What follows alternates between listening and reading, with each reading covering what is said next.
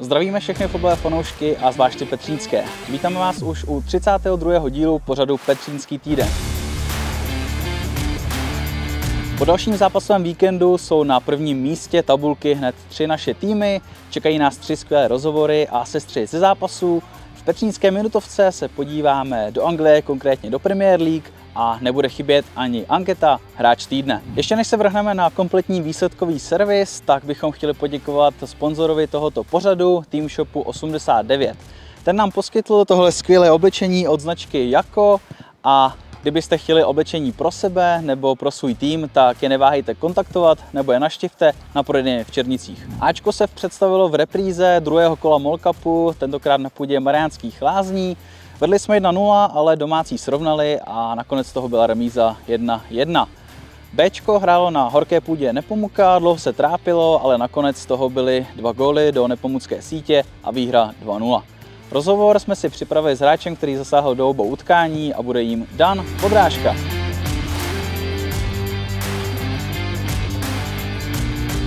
Příběh byl ten, že táta přišel do šatny a řekl, že budu hrát a ve 30. minutě vystřídám. Tak jsem z toho měl trošku deprese, že mi vyndá hned, ale v 16. minutě jsem dal góla. Nečekal jsem, že mi to vyndá, ale přišlo to a myslím si, že se to celkem povedlo. Určitě mohli.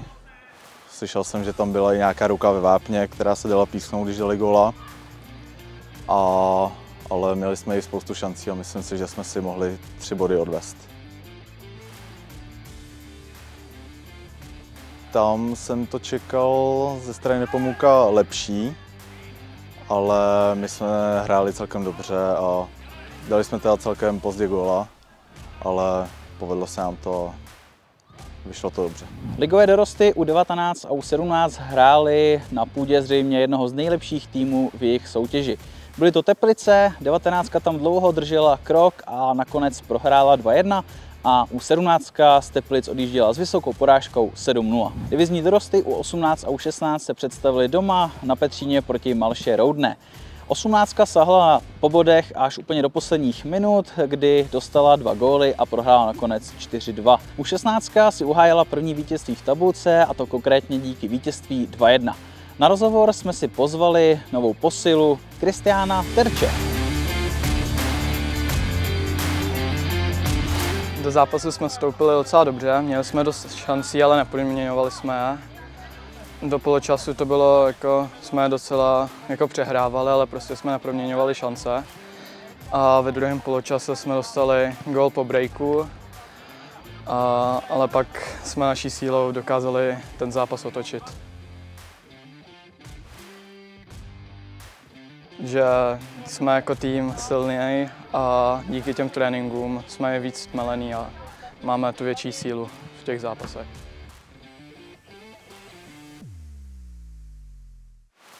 No, přivedlo mě to, že mám školu tady v Plzni a že to je lepší tým než jako Tachov v příčkách a prostě líbí se mi tady hodně. Tréninky jsou dost náročné, ale dobrý a cítím se v zápasech silnější.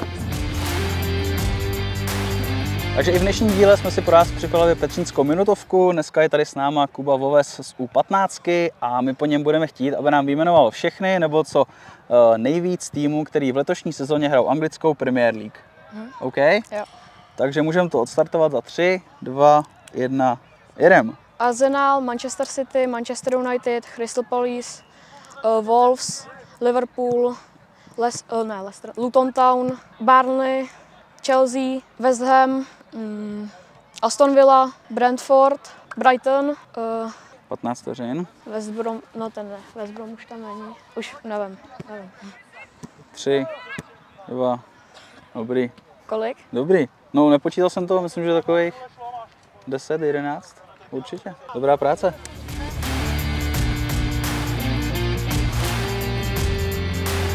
Starší žáci U15 a U14 hráli doma proti Horažďovicím. 15 si připsala první vítězství v sezóně a to díky vítězství 6-1. 14 zvítězila také vysoko a konkrétně 10-1. Nejmladší žáci U13 a U12 hráli doma proti Strakonicím a Oba výběry Strakonic si odsud odvezli 2 vysoké příděly. U13 vyhrála 19-6 a U12 9-2. Novým hráčem týdne se stává střelec z kádru U13, který rozstřílel Strakonice 9 góly a není jim nikdo jiný než Ondra Švab.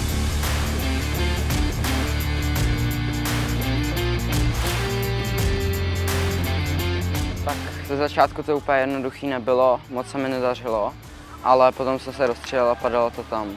A 17 gólů jsem za to hrozně rád a baví mě ten fotbal, když takhle padají tolik gólů. Tak ze začátku první třetina byla fakt tragická, hráli jsme jako špatně, dali jsme sice 2 góly ze štěstí, ale bylo to špatný, tak jsme si o třetině řekli, že to potřebuje zlepšit a zlepšilo se to.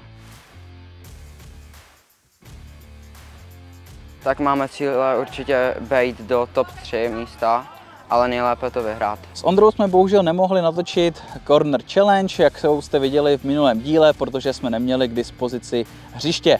Tak se na ní můžete těšit zase příště. Děkujeme vám, že odebíráte tento kanál, lajkujte ho, pište pod něj komentáře a ještě než 32. díl Petřínského týdne skončí úplně, tak se pojďme společně podívat na další zápasový program. Uvidíme se zase příště. Ahoj!